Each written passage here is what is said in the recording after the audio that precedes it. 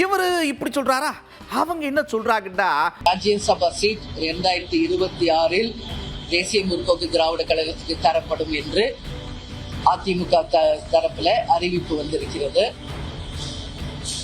உங்க எல்லாருக்கும் ஒரு விஷயத்தை நான் சொல்லணும்னு நினைக்கிறேன். 2024 பாராளுமன்ற தேர்தலின் போதே 5 எம்பிக்களும் ஒரு பாராளுமன்ற தேர்தலின் போதே ஒரு ராஜ்யசபாவும் உறுதி செய்யப்பட்டுள்ளதுதான். இதுல எந்த மாற்று கருத்துமே கிடையாது. அண்ணன் எடப்பாடியார் அவர்களும் எல்லோருமே இருந்து 5 எம்பியுடன் ஒரு ராஜ்யசபா சீட்டை உறுதி செய்து வாய் வழியாக மட்டுமில்லை எழுத்துப்பூர்வமாகவும் தந்தது உண்மைதான். ஏன் நாங்க இவ்வளவு நாள் அது சொல்லலைன்னா, அறிவிக்க வேண்டிய இடத்தில் அதிமுக இருக்கிறது. இன்னைக்கு அவங்க கடமையை அவர்கள் ஆற்றி இருக்கிறார்கள்.